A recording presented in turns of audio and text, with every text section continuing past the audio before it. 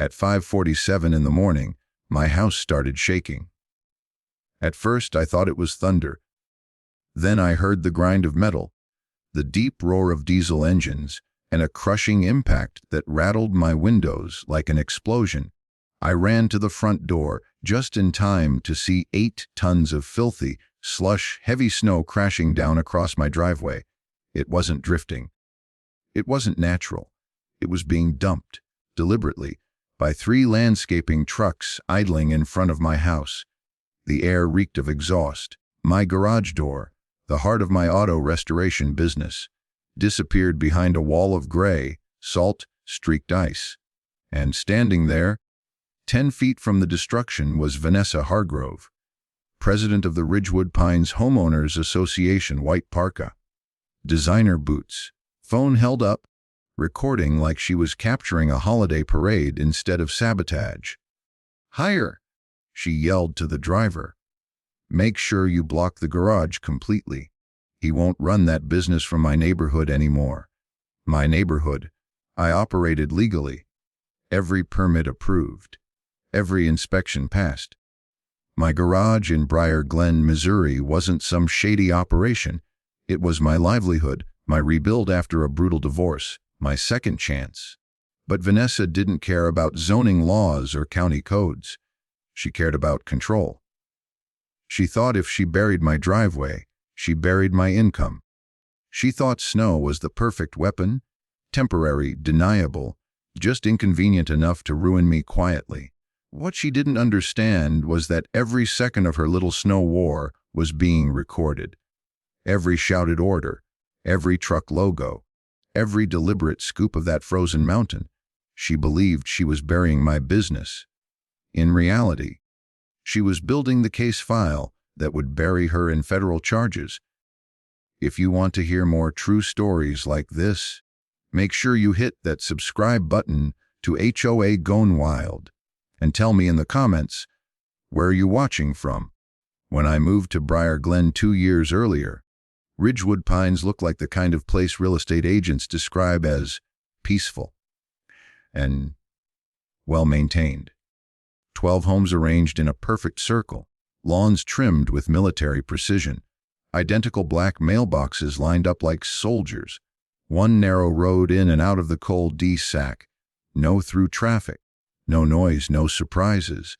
After my divorce, that kind of quiet felt like oxygen.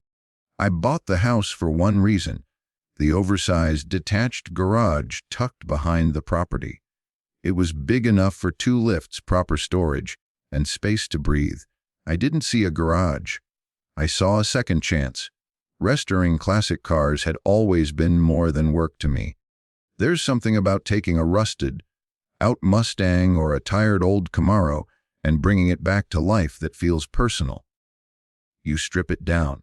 You fix what's broken. You rebuild it better than before. That process helped me rebuild myself, and legally, I was covered. County regulations were clear. As long as I kept fewer than 3 customer vehicles on site at a time and operated during normal daytime hours, a home-based automotive restoration business was completely lawful.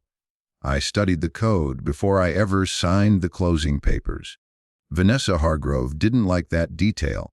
She lived in the largest house at the entrance of Ridgewood Pines, a 2-story brick place with columns out front and security cameras angled like watchtowers.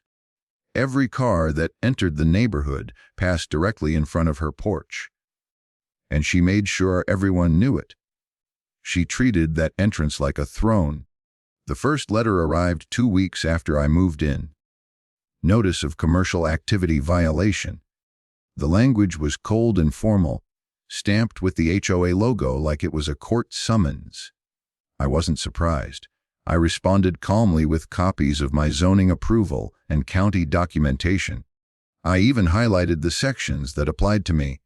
Silence for about a week. Then came letter number 2. Excessive vehicle storage.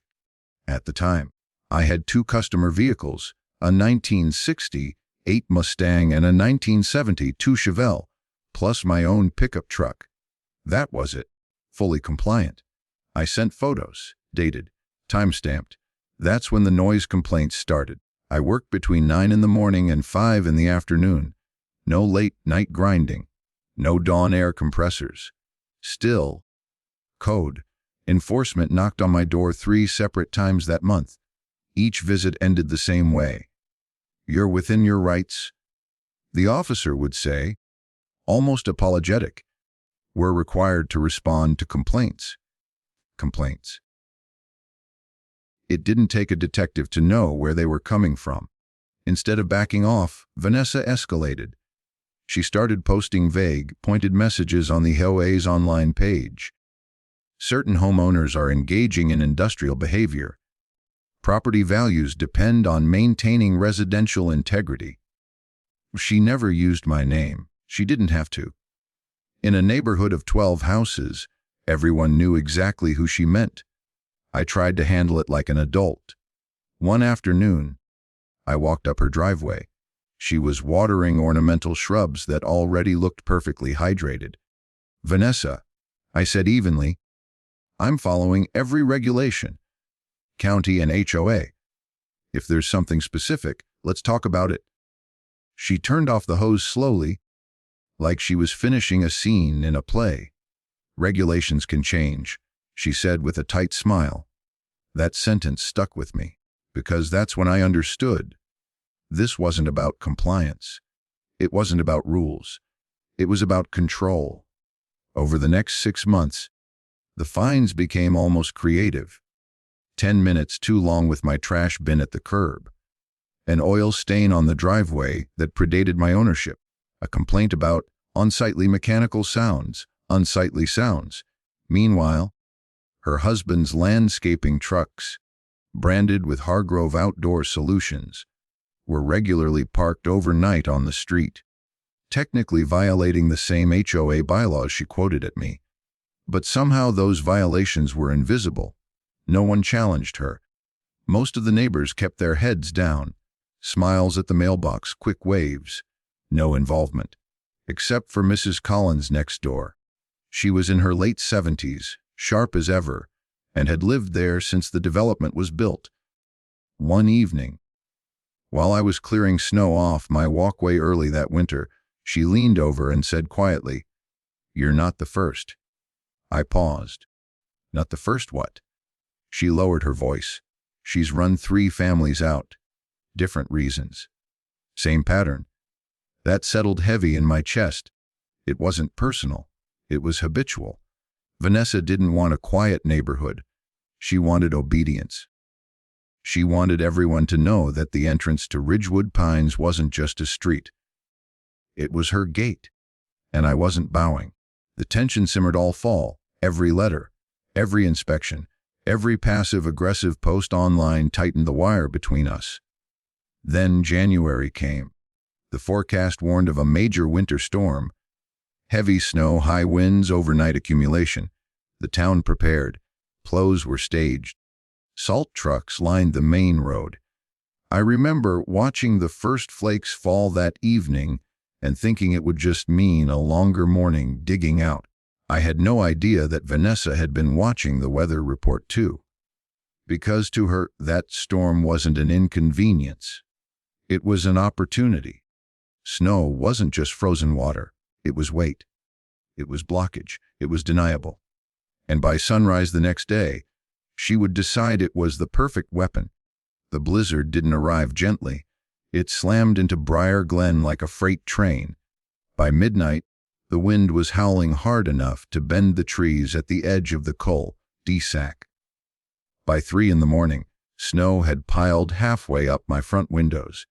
When it finally stopped near dawn, nearly 2 feet of heavy, wet snow smothered Ridgewood Pines in thick silence. City plows came through before sunrise, clearing the main roads and pushing snow into designated public easements.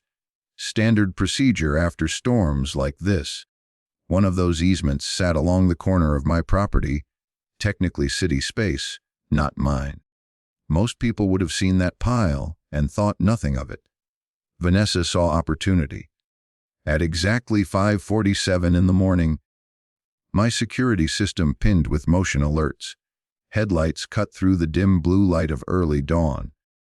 3 trucks turned into the neighborhood, all branded with the same logo, Hargrove Outdoor Solutions, her husband's company. I pulled on boots and stepped toward the window, just in time to see the first truck lower its plow and scoop from the public easement. Instead of hauling it away, the driver lifted the blade and angled straight toward my yard. The first load slammed down across my driveway. The second buried the edge of my front lawn. The third sealed my garage door like concrete. This wasn't random dumping. It was systematic, deliberate. Each truck took turns clearing city snow and stacking it higher and tighter against my property. Within 20 minutes, my driveway was entombed under a frozen wall taller than my truck's hood. And then I saw her. Vanessa stood off to the side in her white parka, fur-lined boots planted firmly in the snow, phone in one hand, coffee in the other. She wasn't shivering. She wasn't unsure. She was directing traffic. "Closer to the door," she shouted. "Bury it all. If he can't get the cars out, he can't run that shop." My cameras caught everything. High definition, clear audio. License plates, company branding, her voice, crisp and unmistakable. By the time the trucks rolled out, my garage was completely inaccessible. 2 customer vehicles sat inside, scheduled for pickup that day. I couldn't even open the side access without digging for hours. At 7:15, my phone started buzzing. First customer. "Hey, I'm on my way, but the roads are still rough. You good?" Second customer. "Heard your area got hit bad. Will I be able to get my Camaro today?" By 8, cancellations started stacking up. One client drove in from 2 counties away for every major milestone on his restoration project. He'd already taken time off work twice. "I can't risk another missed day," he told me over the phone. "If I can't retrieve the car today, I'll have to delay everything." Delay meant storage costs. Delay meant lost trust. Delay meant lost income. By mid-morning, I had calculated it, thousands of dollars evaporated in a single day because someone decided to weaponize snow. I spent hours shoveling just enough to carve a narrow walking path. The wall in front of my garage was packed so tightly it felt like concrete. They hadn't just dumped it. They'd compressed it. Around 2 in the afternoon, I walked to Vanessa's house. She opened the door before I knocked, like she'd been expecting me. "What did you do?" I asked, keeping my voice level. She tilted her head. "Excuse me. You know exactly what I'm talking about." She disappeared inside for a moment and came back holding a single sheet of paper. An invoice. Hargrove Outdoor Solutions, $800. Emergency snow relocation services. My address, today's date, and at the bottom, a scribbled signature that vaguely resembled my name if you squinted and had a generous imagination. "You hired us," she said sweetly. "Miscommunication happens." I stared at the paper. "I never authorized this." She shrugged. "Our office received the request. We performed the service. Payment is due in 7 days." Service. They had taken municipal snow from a public easement, without city authorization, relocated it onto private property, blocked access to a legally operating business, forged an invoice, and were now attempting to bill me for the damage. And she thought it was clever. "You realize that easement isn't yours," I said quietly. Her smile tightened. "It's part of the neighborhood landscape." "No," I replied. "It's city property." For the first time, her expression flickered, just slightly. That was the moment something shifted inside me. Up until then, I'd been reacting, responding to letters, defending myself against fines, trying to reason with someone who didn't care about reason. But standing there, holding a forged invoice with my fake signature on it, I stopped being frustrated, and I started being strategic, because this wasn't about HOA bylaws anymore. Relocating municipal snow without authorization. That involved the city forging a customer authorization and signature. That crossed into fraud, interfering with a legally permitted business operation. That opened doors Vanessa didn't want opened. I went home, dried off, and pulled every camera file from that morning. Multiple angles, audio backed up to cloud storage. I saved copies to an external drive and labeled each clip with timestamps. Then I printed the invoice. I compared the signature to my actual one on file with the county. Not even close. By sunset, I wasn't shoveling anymore. I was compiling. Because Vanessa believed this was still a neighborhood power play, a petty war she could win by intimidation and paperwork. She thought this was HOA territory. But forging documents and tampering with municipal property doesn't stay inside a cull, DSAC. It travels. And when it travels, it doesn't knock on your door with a warning letter. It shows up with badges. I didn't call a lawyer first. I didn't argue with Vanessa again. I called the city. Specifically, the Briar Glen Public Works Department. I kept it simple on the phone. I believe municipal snow from a designated easement was relocated onto my private property without authorization. I have video footage. There was a pause. Then the receptionist said, "We'll send someone out." Around 3 that afternoon, a city pickup truck rolled into the cul-de-sac. The seal on the door read Public Works, Infrastructure, and Drainage. A tall man in a reflective jacket stepped out and introduced himself as Daniel Ruiz, Municipal Easement Inspector. He didn't start with accusations. He started with measurements. He walked the perimeter of the snow pile, jotting notes on a tablet. He scraped a sample into a clear bag. Road salt crystals glittered in the slush. Bits of asphalt grit and debris were embedded in the compacted mass. "This isn't residential driveway snow," he said calmly. "This was pushed from the street and easement." I nodded. "From the public easement at the corner." He glanced toward it. The area was suspiciously clean. Too clean for a neighborhood that had just received 2 feet of snowfall. "Snow from public easements cannot be relocated without city authorization," he said, more firmly this time. "Especially not onto private property." Then I showed him the footage. We stood inside my garage while the video played on my monitor. 3 branded trucks, clear logos, license plates. Vanessa's voice cutting through the cold morning air. "Bury it all. If he can't get the cars out, he can't run that shop." Daniel didn't interrupt the video. He watched the entire thing. When it ended, he exhaled slowly. "That's not good. But what happened next is what changed everything." He pulled subdivision maps from the city's digital archive on his tablet. Old planning documents layered with colored lines and zoning marks. He zoomed in on Ridgewood Pines and rotated the screen toward me. "You're aware of this easement?"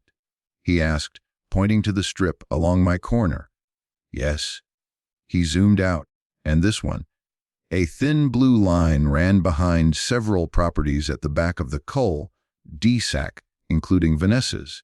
It was labeled Emergency Drainage Overflow Easement. "That's a secondary overflow corridor," Daniel explained, "required for cul-de-sac developments in case of flash flooding or runoff overload. It's supposed to remain clear at all times." Clear. I felt something click. "Can we see it?" I asked. We walked along the side yards toward the rear properties. Snow crunched under our boots. When we reached the back stretch behind Vanessa's house, Daniel stopped. A decorative wooden fence extended several feet into the marked easement boundary. Behind it sat a painted garden shed. Landscaping stones lined the edge. It looked intentional, permanent. Daniel pulled out a measuring tool and paced off distances. "That fence shouldn't be here," he said. "And the shed is fully inside the overflow corridor." "How long has it been there?" I asked. He studied the structure. "Judging by the wear, years."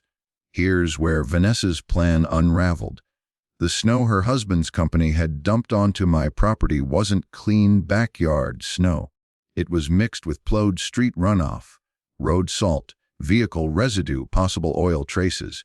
When municipal snow is relocated improperly, especially in bulk, it can trigger environmental and drainage inspections. And when drainage inspections happen, cities don't just look at one easement. They review them all. Daniel stood quietly for a moment, looking at the blocked overflow path.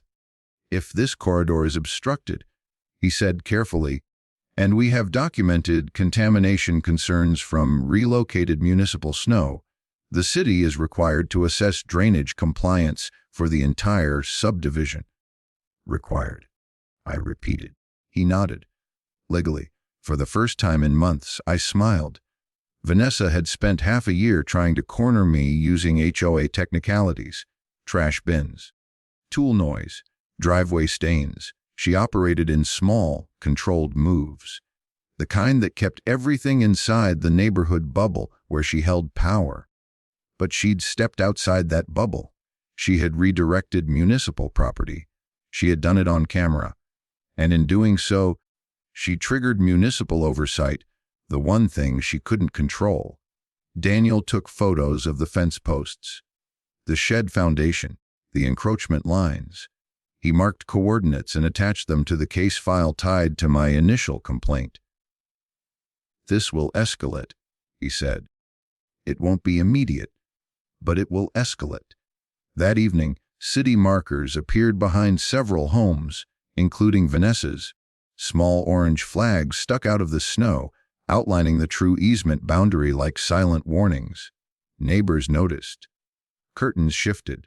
Garage doors cracked open just enough for curious eyes. By the next morning, a formal notice was taped to Vanessa's front door. "Municipal easement obstruction investigation pending." She didn't wave at me when I checked my mail that afternoon.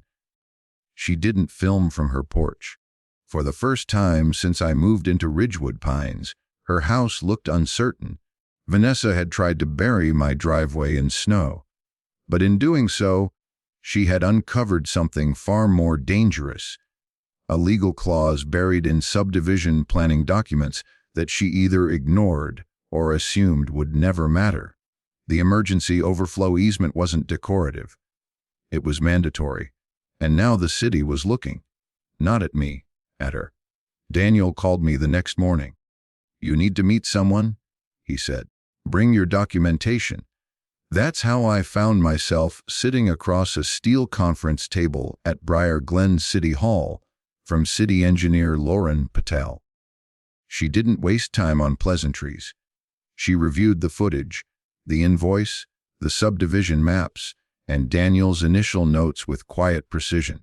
Where Daniel had reacted with visible concern, Lauren reacted with calculation. Then she asked a simple question. Was that the only snow relocation? I hesitated. There was a second wave. Her eyebrows lifted slightly.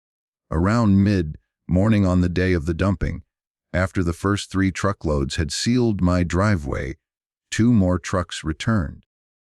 Those weren't just clearing the easement. They were hauling snow from a commercial parking lot her husband's company serviced across town. I hadn't thought much of it at first. Snow is snow, right? Wrong. Lauren folded her hands. "Commercial parking lot snow," she said, "often contains petroleum residue, heavy road salt concentrations, antifreeze traces, and debris from high traffic areas. It is not treated the same as residential driveway snow." She tapped the photo Daniel had taken of the compacted pile against my garage. "If this mixture was relocated onto private property without containment, that raises environmental handling questions." "Questions?" I asked. She gave a thin smile. "Formal ones. Here's where the pieces locked into place. If I filed a documented environmental concern regarding contaminated snow unlawfully relocated from a municipal easement and commercial source, the city would be required to initiate emergency remediation protocol. And remediation didn't just mean removing the snow from my driveway. It meant clearing and restoring any impacted municipal drainage corridors, including the obstructed overflow easement behind Vanessa's backyard. Immediately. Not next year, not after a committee vote. Immediately. I left that meeting with a copy of municipal code sections highlighted in yellow. Vanessa thought this was still a neighborhood skirmish. It was about to become infrastructure compliance. But she wasn't done escalating.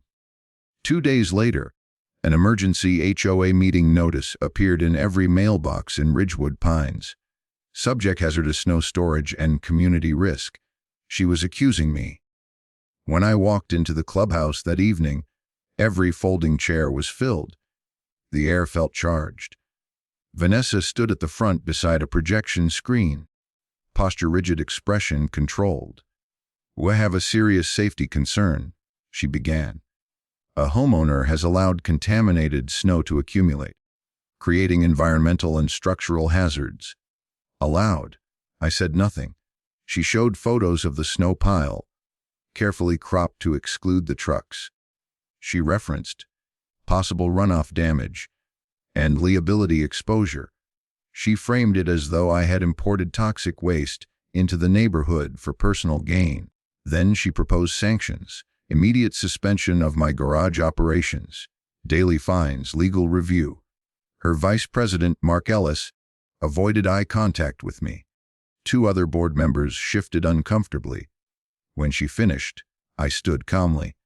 I connected my laptop to the projector, and I played the footage. All of it. The trucks clearing the public easement. The second wave hauling in commercial lots snow. Vanessa's voice, clear as day. "Bury it all. If he can't get the cars out, he can't run that shop." You could feel the air leave the room. Murmurs spread across the chairs. Someone whispered, "Is that her?" I didn't raise my voice.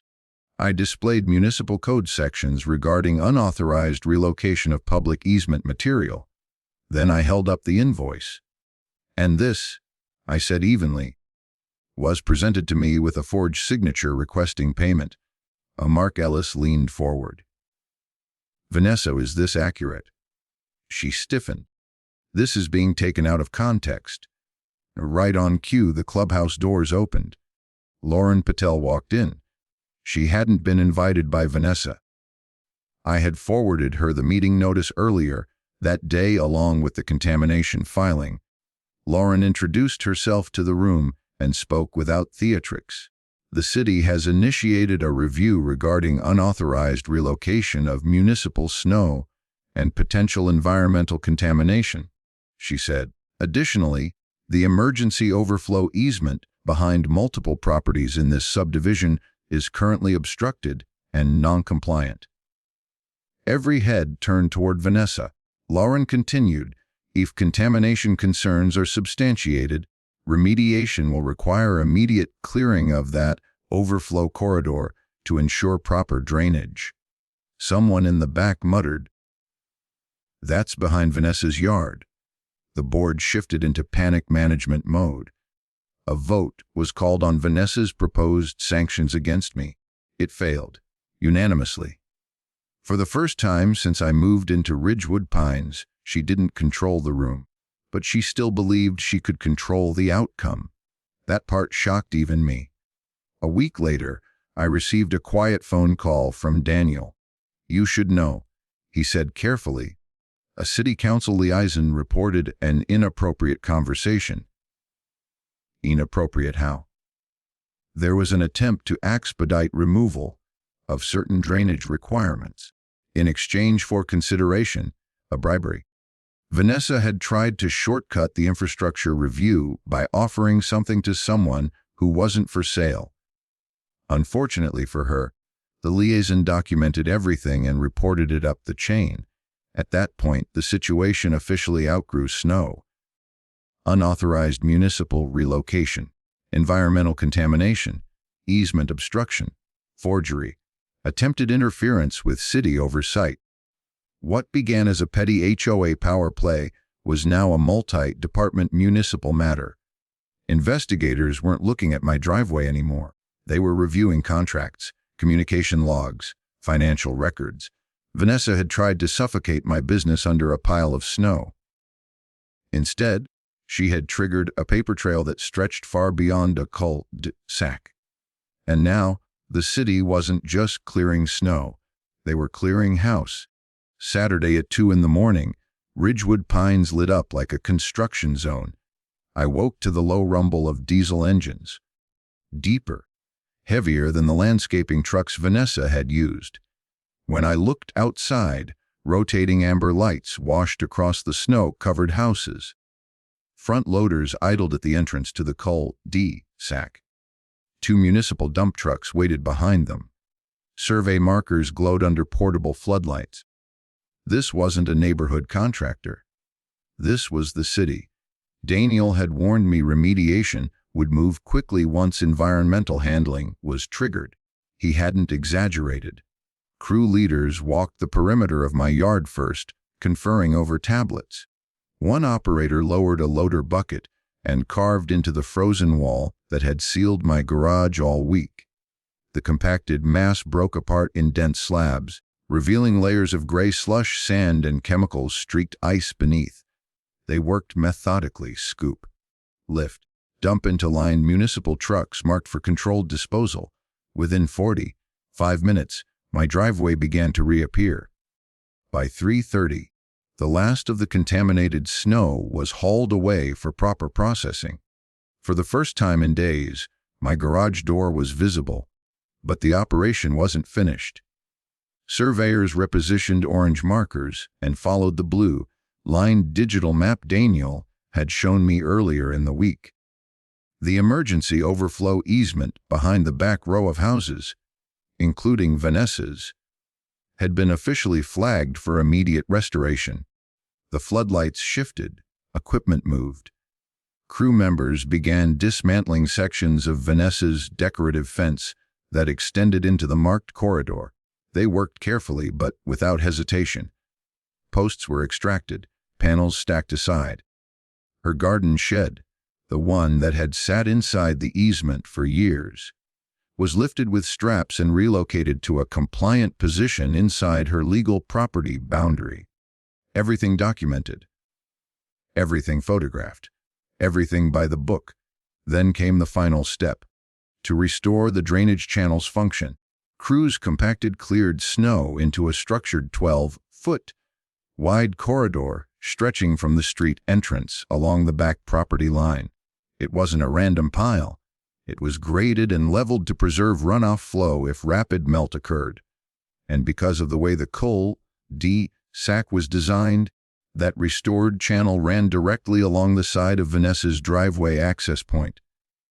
Technically, it didn't block her house. Technically, but it narrowed her usable driveway entry so significantly that maneuvering in or out required precision. Large vehicles, nearly impossible without waiting for scheduled melt management. It was fully legal, fully documented, fully required. At 7 in the morning, her front door burst open. Vanessa stepped outside in a robe, hair unstyled, face flushed red from cold and fury. She froze when she saw the heavy machinery idling near her yard. "What is this?" she screamed, striding toward the crew. A city supervisor met her halfway. "Ma'am, this is a municipal easement restoration under emergency environmental remediation protocol. You can't just tear down my fence." It was installed inside a designated drainage corridor. She turned and saw me standing near my mailbox, hands in my coat pockets, watching quietly. Her eyes locked onto mine. "You planned this?" she shouted. I didn't raise my voice. "No," I said, evenly. "You did." For a split second, the only sound was engine idle and crunching snow. 2 police cruisers sat at the entrance of the cul-de-sac. Standard procedure whenever municipal crews anticipate resistance. Officers stood nearby. Not aggressive, just present. Vanessa stormed toward the loader that was finishing grading along the corridor. "You need to stop!" "This is harassment." An officer stepped forward gently but firmly. "Ma'am, do not interfere with active municipal equipment." "This is my property." The city supervisor calmly held up a laminated map showing the easement boundary cutting through the exact section she was standing in. It's not. Her composure cracked. For months, she had controlled the narrative. She had dictated violations, scheduled inspections, levied fines, and intimidated neighbors into silence. The cul-de-sac had been her courtroom. But this wasn't an HOA letterhead. This was city authority. When she stepped closer to the loader again, gesturing angrily at the operator, one of the officers issued a clear warning. If you interfere again, you may be cited for obstruction. That stopped her, not because she understood, but because she realized she wasn't in charge. By 9:30, the heavy equipment began clearing out. The drainage corridor stood restored, measured, and compliant. Her shed sat repositioned. Fence panels stacked neatly beside her yard for reinstallation within legal bounds. My driveway was fully accessible. Customers could return. Normalcy, for me, was back. For Vanessa, nothing was normal anymore. And that wasn't even the end of it. 3 days later, a pair of unmarked sedans appeared outside her house in the afternoon. Not city trucks, federal investigators. The forged invoice hadn't just been a petty tactic. It involved falsified authorization, misuse of commercial equipment for personal retaliation, and potential mail fraud implications tied to billing documentation. Add in the attempted bribe of a city council liaison, already documented and reported, and the scope widened fast. I didn't hear the conversation inside her house, but I saw the body language when she opened the door. Controlled, then defensive, then visibly shaken. Over the next several weeks, subpoenas were issued for business records tied to Hargrove Outdoor Solutions, equipment usage logs, billing statements, internal communications. The snow incident was no longer isolated. It was evidence. Neighbors who once avoided eye contact began talking again. Mrs.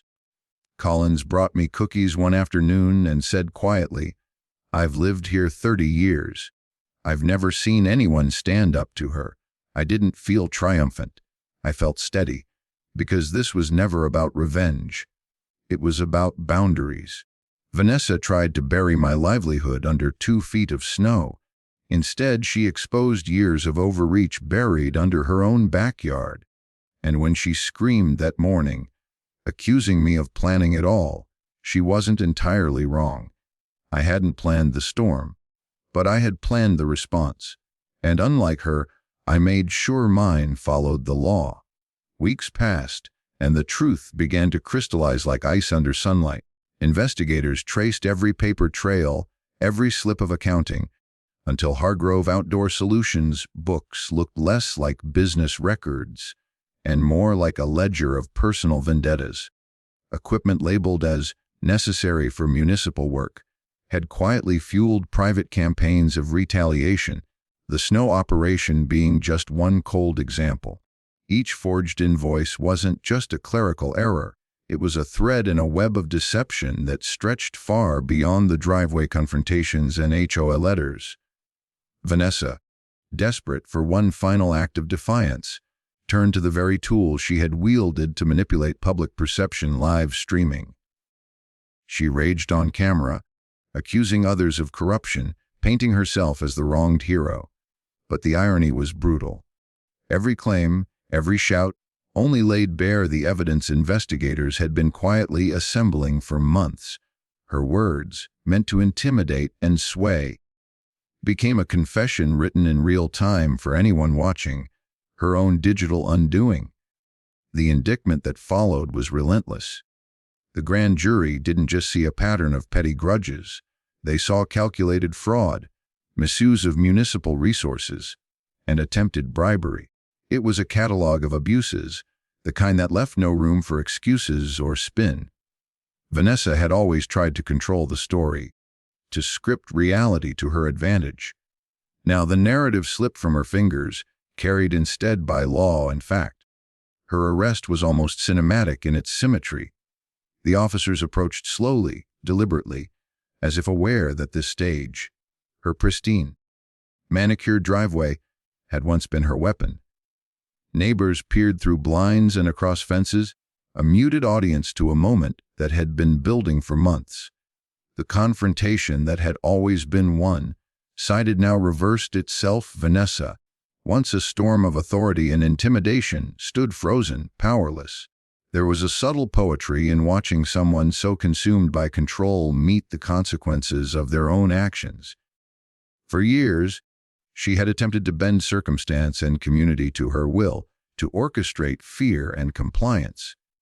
Each maneuver, each cold calculation, each misuse of trust and resource had accumulated like snowdrifts against a fragile structure. And now, under the weight of truth and justice, the edifice cracked. No heroic speeches, no desperate cries could rewrite what had been done. She could not stream her way out of the legal machinery now in motion. No neighbor gossip, no thin veneer of civility could shield her from the reality she had sown. The driveway, the HOA letters, the forged invoices, all were chapters in a story she could no longer dictate. For the first time, silence filled the spaces where she had once shouted. The quiet was not mercy, it was recognition of finality. Control had slipped, and with it, the illusion of invincibility. Justice moved slowly, deliberately, but it moved, and in that movement, it found its mark. The moment carried its own weight, a subtle satisfaction that comes from truth prevailing without spectacle. The world had watched her manipulate fear, weaponize authority, and skirt accountability, but now the ledger was balanced. Her ambition, her cruelty, her obsession with domination, each met with a response measured in law, consequence, and inevitability. It was not revenge in the visceral, emotional sense. There was no gloating or triumph, no need for a crowing narrative. It was simply the natural result of actions laid bare, of deception peeled away and examined. The neighborhood, once a chessboard for her schemes, returned to its quiet rhythms. Life resumed around the driveway she had sought to turn into a stage for intimidation. And for me, there was a strange relief, a settling of tension that had been tight in my chest for months. I did not rejoice in her fall, I observed it, with the clarity that comes from distance and experience. Power, when misused, carries its own weight, and even the most elaborate constructions eventually give way under scrutiny. Vanessa's story, which had been a tempest of manipulation, lies, and subtle terror, ended not with a climactic confrontation, but with the simple, undeniable authority of fact. The driveway, once a symbol of her aggression, became a marker of poetic justice, an emblem of consequences catching up, quiet and unstoppable. Neighbors would whisper about the arrest, of course, and the HOA would tighten its rules and oversight. But these were mere ripples on the surface. The deeper truth remained: control, once abused, is always temporary, and every action carries the seed of its own reckoning. In the stillness after the storm, that truth resonated with clarity and inevitability. Vanessa, for all her fury and cunning, could no longer claim dominion over events. Her voice, once amplified and commanding, now echoed faintly against the walls of accountability she had ignored for so long. Justice, patient and deliberate, had moved in quietly and unassailably, leaving only the residue of truth, the stark evidence of choices made, and the lesson that power is never absolute. Even the coldest winter, the harshest snowfall she had orchestrated, could not freeze the truth. It emerged unyielding and reshaped the landscape of her life with clarity no deception could obscure. And in that reshaping, the world, and those who had witnessed her reign, could finally breathe. Her era of control ended not with chaos, but with the inevitability of justice, precise, unwavering, and utterly final. Looking back, it's clear this story was never really about snow.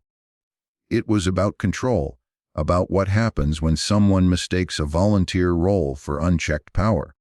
Vanessa believed her title as HOA president gave her dominion over my life, that intimidation could bend me to her will. But it didn't. Her tactics only made me methodical. I documented everything, kept my composure, and let the system handle itself. I didn't yell, I didn't break the law, I didn't strike back. I simply stayed calm, collected the proof, and allowed her own choices to dismantle her authority. Justice doesn't always roar. Sometimes it unfolds quietly, patiently, until it is undeniable. And sometimes the very tools someone wields to harm you, fear, manipulation, control, become the instruments of their own downfall. What mattered most wasn't winning an argument or exacting revenge. It was resilience, clarity, and letting the truth speak louder than any act of intimidation ever could. If you want more stories where courage meets cunning, make sure you hit subscribe to HOA Gone Wild. And I want to hear from you.